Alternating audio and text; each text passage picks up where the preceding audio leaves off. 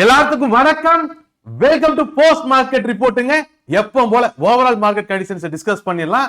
அதுக்கப்புறம் நம்ம இந்த நிப்டி ஃபியூச்சர்ஸ் அண்ட் இந்த பேங்க் நிப்டி ஃபியூச்சர்ஸ் மூக்கெல்லாம் வரலாம். ஃபர்ஸ்ட் ஆஃப் ஆல் இந்த ஓவரால் மார்க்கெட் கண்டிஷன்ஸை பொறுத்த வரைக்கும் யூஎஸ்ல பெரிய நியூஸா பார்க்கப்பட்டது அப்படின்றது அந்த கனடாக்கு மேல இருந்த டாரிஃபை ரோல் பேக் பண்ணுது. ஆக்சுவலா ட்ரம்ப் டாரிஃப் போட்டிருந்தாரு. யுஎஸ் ஹவுஸ் ஆஃப் ரெப்ரசன்டேட்டிவ்ஸ், அதாவது ட்ரம்ப் கட்சியோடைய ஆட்களும் சேர்ந்து எதிர்கட்சியும் சேர்ந்து ரிப்பப்ளிகன்ஸ் டெமோக்ராட்டிக்ஸ் ரெண்டு பேரும் சேர்ந்து ஓட்டு போட்டு இந்த கனடாக்கு மேல இருந்த டாரிஃபை ரோல் பேக் பண்ணியிருக்காங்க. பொலிட்டிக்கலா இது ஒரு பெரிய டிஸ்அட்வான்டேஜா தான் பார்க்கப்படுது ட்ரம்ப்புக்கு. எனிவே இது மேற்கொண்டு எப்படி எக்ஸ்கலேட் ஆகுது அப்படிங்கிறத பார்க்கலாம். இப்போதைக்கு பொருளாதார ரீதியா உலக அளவில் பாதிக்கக்கூடிய ஒரு நியூஸா அது பார்க்கப்படல. ஸோ ட்ரம்ப்போடைய மூக்கில் தேவைப்படும் பொழுது தட்டி கேட்போம் அப்படிங்கிற மாதிரியான ஒரு ஈவெண்ட்டாக தான் அது அமைஞ்சிருந்துச்சு.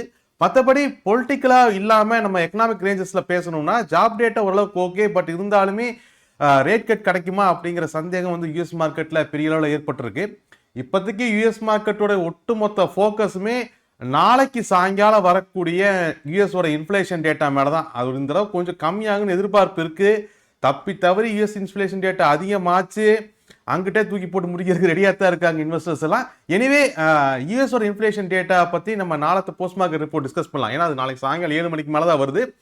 இன்னைக்கு இந்த ஹோம் சேல்ஸ் டேட்டா மட்டும் தான் யூஎஸ்ல வருது. அதை ஓரளவுக்கு நம்ம வாட்ச் பண்ண வேண்டிய ஒரு டேட்டா தான். சரி, அதை தவிர இந்தியாவோட இன்ஃப்ளேஷன் டேட்டா வந்திருக்கு. இந்தியாவோட இன்ஃப்ளேஷன் டேட்டாவை பொறுத்த வரைக்கும் 2.7. இது வந்து எதிர்பார்த்ததை விட கொஞ்சம் அதிகம் தான். பட் ஒரு முக்கியமான விஷயத்த நீங்க ஞாபகம் வச்சுக்கணும். இன்னைக்கு வந்து இன்ஃப்ளேஷன் டேட்டாவை பொறுத்த வரைக்கும் பேஸ் இயரை சேஞ்ச் பண்ணியிருக்காங்க. ஓகே, பேஸ் இயர்னா நான் எந்த வருஷத்தோட இன்ஃப்ளேஷன் டேட்டாவை கணக்கிட்டு இப்போ 2% ஏறிடுச்சுன்னா 2% எங்கிருந்து ஏறிச்சு? நேற்றுக்கு இன்னைக்கு 2% ஏறிச்சா, இல்ல போன மாசத்துக்கு இந்த மாசம் 2% ஏறிச்சா அப்படின்னு இருக்கு இல்லையா? அந்த பேஸ் இயர் இருக்கு இல்லையா? அந்த பேஸ் இயரை வந்து சேஞ்ச் பண்ணியிருக்காங்க. நார்மலா இந்த பேஸ் இயர் பார்த்தீங்க அப்படின்னு சொன்னா 2012 தான் இந்த பேஸ் இயர் இருந்துகிட்டு இருந்துச்சு. இது வரைக்குமே 2012 இருந்து தான் இந்த பேஸ் இயரை வச்சிருந்தாங்க. இந்த 2012 இருந்து எவ்வளவு பர்சன்டேஜ் இருக்கு இறங்கி இருக்கு இப்படித்தான் அளவுகோல் இருந்துகிட்டு இருந்துச்சு. இப்போ இந்த பேஸ் இயரை வந்து 2024க்கு மாத்திருக்காங்க. அது ஒரு முக்கியமான விஷயம். ஏன்னா இதுக்கு முன்னாடி பேஸ் இயர் வந்து 2001 இருந்துச்சு.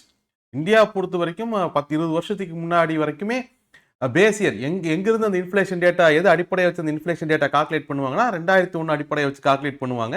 அது 2012 மாத்தினாங்க. இப்போ 2012 இருந்து இப்போ வரைக்கும் போன இன்ஃப்ளேஷன் டேட்டா வரைக்குமே 2012 தான் பேஸ் இயரா வச்சு நம்ம இவ்வளவு பர்சன்டேஜ் ஏறி இருக்கு இவ்வளவு பர்சன்டேஜ் இறங்கி இருக்கு அப்படிங்கிற கணக்கை ப்ரொடியூஸ் பண்ணிக்கிட்டு இருந்தோம் இன்ஃப்ளேஷன் டேட்டாவை பொறுத்த வரைக்கும். இந்த வருஷம் 2024 பேஸ் டேட்டாவா வச்சு நம்ம கணக்கு எடுத்திருக்கோம். ஸோ இது பாசிட்டிவா நெகட்டிவா? நார்மலா இந்த மாதிரி பேஸ் இயரை முன்னாடி கொண்டு வரும்பொழுது இன்ஃப்ளேஷன் டேட்டா கொஞ்சம் கம்மியான மாதிரி தெரியும். ஆக்சுவலா ரியாலிட்டி அதுதான். ஏன்னா 2012 விலைவாசி அப்படிங்கிறது எடுத்துக்கோங்க. அந்த விலைவாசியிலிருந்து இப்போ கம்பேர் பண்ணுறதுக்கும் 2024 இருக்கக்கூடிய பேஸ் இயரை வச்சு விலைவாசி கம்பேர் பண்ணுறதுக்கும் நிறைய டிஃப்ரென்ஸ் இருக்கு. பட் எனிவே இதனால பெரிய அளவுக்கு இம்பாக்ட் ஏதாச்சும் இருக்குமா அப்படின்னா இல்லை ஸ்ட்ரக்சரலாக பெரிய இம்பாக்டோ பெரிய இதோ கிடையாது. அதனால இதை நம்ம பெரிய அளவுக்கு டிஸ்கஷனுக்கு எடுத்துகிட்டு போக வேண்டிய அவசியம் இல்லை. இந்த வருஷம் பேஸ் இயரை சேஞ்ச் பண்ணுறதுல அதை சேஞ்ச் பண்ணி தான் ஆகணும். நார்மலாக நிறைய நாடுகள் வந்து 5 வருஷத்துக்கு ஒரு தடவை இந்த பேஸ் இயர் சேஞ்ச் பண்ணுவாங்க. ஏன்னா ஒவ்வொரு 5 வருஷம் அது 6 வருஷத்துல அடிப்படை விஷயங்கள் மாறும். உதாரணத்துக்கு நீங்க 2012 இருந்து இன்டர்நெட் ஆக்சஸ் அப்போ இருந்த சூழல் அப்படிங்கிறதெல்லாம் இப்போ இல்லை. இப்போ பெரிய அளவில் மாறுபட்டு இருக்கு இல்லையா? ஸோ 5 வருஷத்துக்கு ஒரு தடவையே பேஸ் இயர் சேஞ்ச் பண்ணுவாங்க. பட் அது ரொம்ப காஸ்ட் எஃபெக்டிவான விஷயம், காஸ்ட் எக்ஸ்பென்ஸான விஷயம்.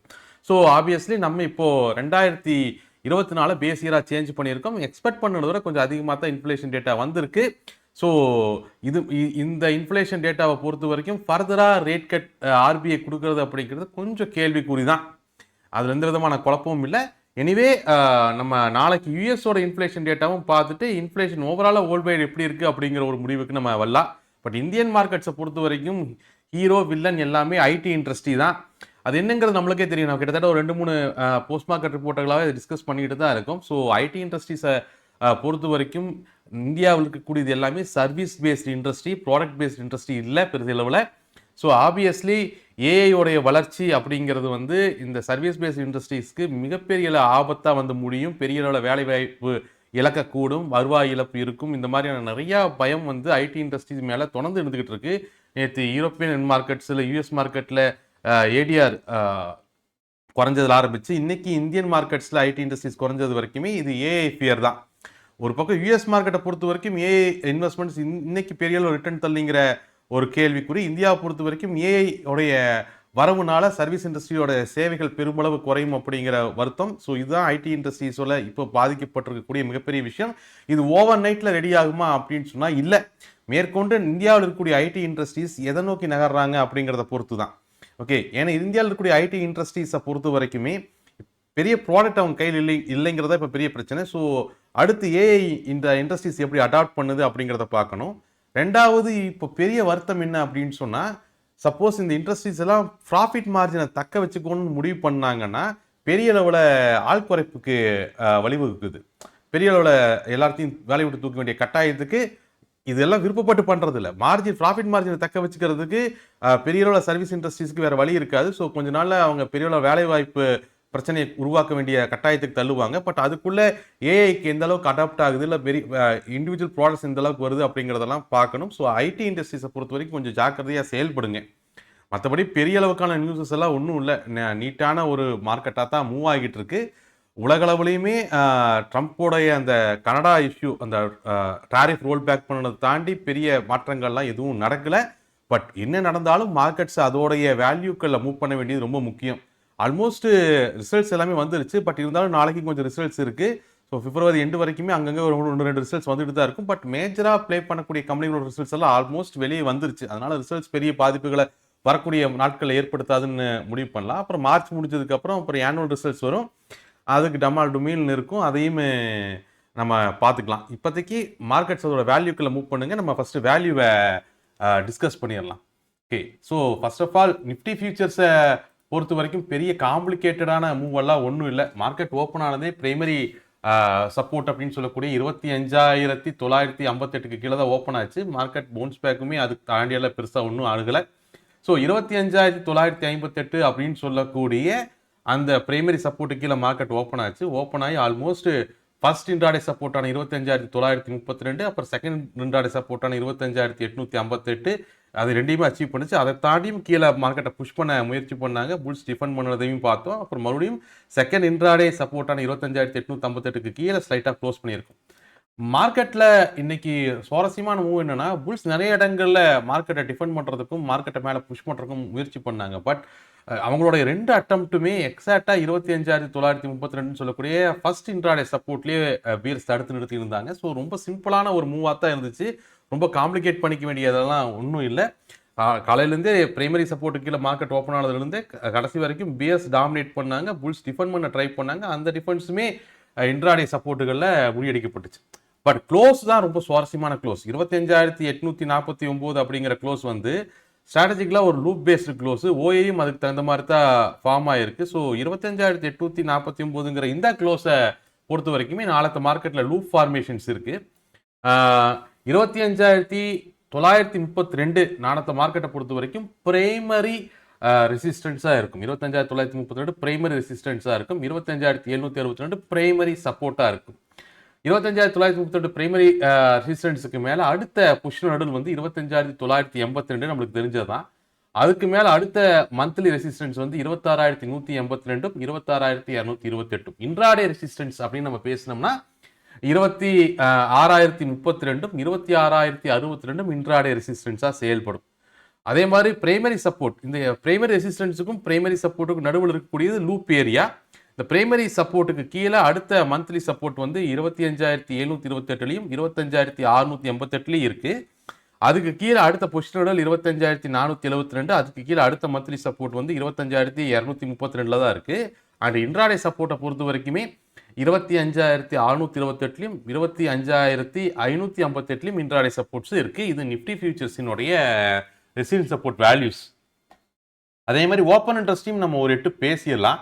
ஓப்பன் இன்ட்ரெஸ்ட்டை பொறுத்த வரைக்குமே ஓரளவுக்கு peers defence position and attack positions ரெண்டுமே ஓரளவுக்கு மெயின்டைன் பண்ணியிருக்காங்கன்னு தான் சொல்ல முடியும். பட் ரொம்ப டீட்டெயிலாக நம்ம உள்ளே போய் பார்க்கணும் அப்படின்னு சொன்னோம்னா, ஃபர்ஸ்ட் ஆஃப் ஆல் பியர்ஸோட டிஃபென்ஸ் பொசிஷனை நம்ம பேசுவோம். டிஃபென்ஸ் பொசிஷன் அப்படிங்கிறது ஆல்மோஸ்ட் 800, 700 வரைக்குமே அவங்க இன்க்ரீஸ் பண்ணியிருக்காங்க. 700 அப்படிங்கிறது மந்த்லி சப்போர்ட்டான 25,728 குறிக்குது. ஏன்னா அதுக்கு கீழே தான் நீங்கள் பார்த்தீங்கன்னா வெறும் 1 தான், 2 கூட இல்லை, 1-0 அந்த ரேஞ்சுக்கு போயிடுது. பட் ஒரு டீசெண்டான பொசிஷன், டிஃபென்ஸ் பொசிஷன் வந்து 25,700 வரைக்குமே பியர்ஸ் பில்ட் பண்ணியிருக்கிறத நம்ம பார்க்கலாம். 25,700 அப்படிங்கிறது அந்த மந்த்லி சப்போர்ட் 25,728 குறிக்குது. அதே மாதிரி இந்த சைடு இவங்களுடைய மூவ் அப்படின்னு நம்ம பார்த்தோம் அப்படின்னு சொன்னோம்னா 25,900 கவர் பண்ணிட்டாங்க. 25,900 அந்த பொசிஷனோட 25,988 குறிக்குது. ஸோ புல்ஸை பொறுத்த வரைக்கும் கம்ப்ளீட்டாக அட்டாக் பொசிஷன்ஸை கவர் பண்ணியிருக்காங்க. டிஃபென்ஸ் பொசிஷன் மட்டும் அங்கங்கே ஓரளவுக்கு மெயின்டைன் பண்ணுறாங்க. பட் அதுவுமே சொற்பமாக தான் இருக்குது. பட் வந்து இது இப்போ இருக்கக்கூடிய மனநிலை தான். ஓப்பன் இன்ட்ரெஸ்ட்டுங்கிறது மறுபடியும் நாளைக்கு காலையில் சேஞ்ச் ஆகும். இது இப்போ இருக்கக்கூடிய ட்ரேடர்ஸோட மனநிலை தான் குறிக்குது அப்படிங்கிறத ஞாபகம் வச்சுக்கோங்க. ஸோ அதை மறுபடியும் காலையில் செக் பண்ணுங்கள் ஓப்பன் இன்ட்ரெஸ்ட்டை பொறுத்த வரைக்கும். ரெண்டாவது பேங்க் நிஃப்டியை பொறுத்த வரைக்கும் ரொம்ப காம்ப்ளிகேட்டட் மூவெல்லாம் இல்லை. ஒரு வழியாக அந்த 60,872 அப்படிங்கிற அந்த சிங்கோட அப்பரண்ட்டை இன்னைக்கு டச் பண்ணிட்டாங்க. அதுலேயும் ஒன்றும் சுவாரஸ்யமெல்லாம் இல்லை. சிங்கோட அப்பரண்ட்டை டச் பண்ணிட்டு மேலே போகிறதுக்கு தயார் இருக்கான்னு குதிச்சாங்க. பட் ஒன்றும் நடக்கல. மறுபடியும் அதே சிங்கக்குள்ளே திரும்பவும் வந்து அந்த சிங்கக்குள்ளேயே தான் க்ளோஸ் ஆகிருக்கும். க்ளோஸும் நேரத்தை க்ளோஸும் இன்னைக்கு க்ளோஸுக்கும் பெரிய டிஃப்ரென்ஸ் எல்லாம் ஒன்றும் இல்லை. ஆக்சுவலாக புல்ஸை பொறுத்த வரைக்குமே இந்த மார்க்கெட்டை பொறுத்த வரைக்கும் புல்ஸை பொறுத்த வரைக்குமே அவங்க சிங்கோட அப்பரண்ட் அச்சீவ் பண்ணதுக்கப்புறம் அது மேலே புஷ் பண்ண ட்ரை பண்ணாங்க. பிஎஸ் டிஃபெண்ட் பண்ணி பார்த்தோம். மறுபடியும் கீழே வந்த மார்க்கெட்டையுமே பிரைமரி சப்போர்ட் 60,762 கிட்டத்தட்ட 2 தடவை ஸ்ட்ராங்காகவே டிஃபெண்ட் பண்ணாங்க புல்ஸ். கிட்டத்தட்ட 60,762 2 தடவை டிஃபெண்ட் பண்ணாங்க. அண்ட் ஒரு தடவை அதை பிஎஸ் பிரேக் பண்ணும்பொழுது கூட மறுபடியும் பவுன்ஸ் பேக் பண்ணி மேலே கொண்டு வந்தாங்க. பட் மேலே வந்த மார்க்கெட் வந்து இந்த பிரைமரி ரெசிஸ்டன்ஸான 60,832 தாண்ட முடியல. எனிவே பேங்க் நிஃப்டியை பொறுத்த வரைக்கும் நேத்தத்தை க்ளோஸ் அப்படின்னு எடுத்துட்டோம்னா இன்னத்த க்ளோஸ்க்கும் பெரிய டிஃபரன்ஸ் கிடையாது. பட் அந்த சிங்கோடைய அப்பரேட்டை ரவுண்ட் ஆஃப் பண்ணியிருக்காங்க. அதில் வரைக்கும் ஓகே. மறுபடியும் இந்த ஃபர்தராக இந்த சிங்கிலேருந்து வெளியே மூவ் போனாலோ இல்லை அடுத்த சிங்குக்குள்ளே போனாலோ மட்டும்தான் நம்மளுக்கு ஃபர்தர் மூவ் பேங்க் நிஃப்டியை பொறுத்த வரைக்கும் அதில் எந்த விதமான குழப்பமும் கிடையாது. பேங்க் நிஃப்டியோட க்ளோஸை பொறுத்த வரைக்கும் டெக்னிக்கலாக பெரிய சேஞ்சஸ் எல்லாம் எதுவும் கிடையாது. ஸோ பேங்க் நிஃப்டி எடுத்துட்டோம் அப்படின்னு சொன்னோம்னா 60,832 தான் பிரைமரி ரெசிஸ்டன்ஸ் நாளைக்கு. அதுக்கு மேலே மந்த்லி ரெசிஸ்டன்ஸ் வந்து 60,872, 61,132, 61,778. அதே மாதிரி பிரைமரி சப்போர்ட் வந்து 60,732. அதுக்கு கீழே மந்த்லி சப்போர்ட்ஸ் 60,318, 59,762, 59,228 இதெல்லாம் மந்த்லி சப்போர்ட்ஸ். தென் எப்பவும் போல ஓப்பன் இன்ட்ரெஸ்ட்டையும் ஒரு பேசிடலாம். பேங்க் நிஃப்டியோடது. பேங்க் நிஃப்டியோட ஓப்பன் இன்ட்ரெஸ்ட்டை பொறுத்த வரைக்கும் இன்னைக்கு டிஃபென்ஸ் பொசிஷன்ஸ் வந்து ஓரளவுக்கு பிஎஸ் இன்க்ரீஸ் பண்ணியிருக்காங்க. இவன் வந்து மார்க்கெட்டோட க்ளோஸில் பெரிய மாற்றம் இல்லைனாலுமே நேற்றை காட்டிலும் இன்னத்துக்கு பியர்ஸ் வந்து அவங்களோட டிஃபென்ஸ் பொசிஷன்ஸ் ஓரளவுக்கு இன்க்ரீஸ் பண்ணியிருக்காங்க. அதுலலாம் ஒன்றும் குறைச்சல் இல்லை.